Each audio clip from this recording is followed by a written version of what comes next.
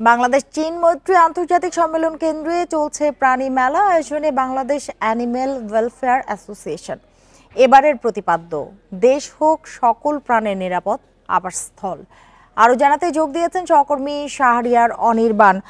অনির্বাণ, এই যে প্রাণী মেলা দেখছেন, কি অবস্থা সেখানকার, কি বলছেন সবাই, আর যে প্রতিপাদ্য রয়েছে এবারের মেলার সেটি পালনে আসলে কি ভূমিকা রাখছেন সবাই বা কি বলছেন?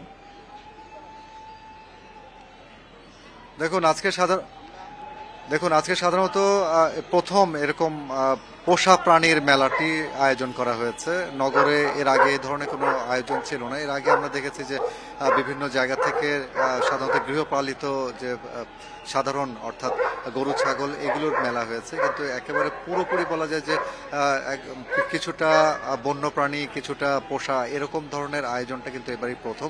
এবং এই আয়োজনের মূল প্রতিপাদ্য বিষয়টাই হচ্ছে গিয়ে প্রাণী অধিকারটা যেন প্রতিষ্ঠা পায়।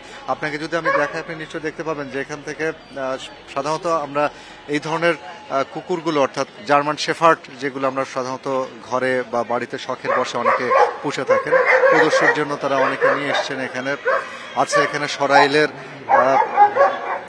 ঐতিহ্যবাহী কুকুর, সেই কুকুরটাও এখানে আছে, যেগুলো হয়তো আমরা সচরাচর দেখতে পাই না। সরাইলের কুকুর প্রজাতিটি কিন্তু বেশ ঐতিহ্যগতভাবেই এর বেশ কিছু আলাদা বৈশিষ্ট্য রয়েছে, বিশেষ করে আইন শৃঙ্খলা বাহিনীদের তাদের বিভিন্ন রকমের অনুসন্ধানের জন্য এই ধরনের কুকুর লাগে। আমরা আরেকটা বিষয় দেখলাম যে বেশ বড় আকারের ঘোড়া নিয়ে আসা হয়েছে, যে ঘোড়াগুলো আমাদের দেশি ঘোড়া না।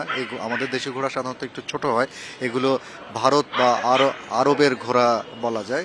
এই ঘোড়াগুলো এখন বাংলাদেশে নানান রকমের হর্স রাইডিং এর যে চর্চাটা, সেই চর্চাটা এখন শুরু হয়েছে। অনেকেই এখন ঘোড়া সাওয়ারের যে আস্তাবল, সেই আস্তাবলের বেশ কিছু চাহিদা তৈরি হয়েছে, মানুষ শখের বসে এখন ঘোড়া চালায়। আপনি নিশ্চয়ই দেখতে পাচ্ছেন যে বেশ কিছু ছোট প্রজাতির কুকুরও এখানে নিয়ে আসা হয়েছে, অ্যালসেশিয়ান নিয়ে আসা হয়েছে, যেগুলো মানুষ সাধারণত বাসা বাড়িতে পোষে। তো এর পাশাপাশি কিছু পাখিও আছে। তবে এখানে আগত যারা রয়েছেন, যারা মেলা প্রদর্শনীতে এসছেন, তারা একটা বিষয় দাবি করছেন যে প্রাণী চিকিৎসার জন্য বা বিদেশি যেসব এক্সোটিক প্রাণী রয়েছে সেই প্রাণীদের চিকিৎসার জন্য কিন্তু অভিজ্ঞ চিকিৎসকের বাংলাদেশে বেশ রকমের অভাব রয়েছে এবং চিকিৎসা সুব্যবস্থা নেই। তো বিকেল 3টায় বিএনপির ভারপ্রাপ্ত চেয়ারম্যান জনাব তারেক রহমান এই আয়োজনের প্রধান অতিথি হিসেবে বক্তব্য দিবেন।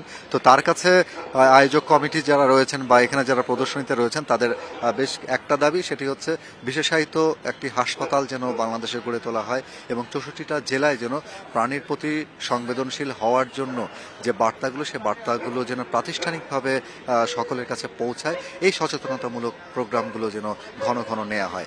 এই ছিল আমার কাছে চীন মৈত্রী সম্মেলন থেকে সর্বশেষ। শাহরিয়ার অনির্বাণ, আপনাকে অনেক ধন্যবাদ আমাদের সাথে যুক্ত হওয়ার জন্য।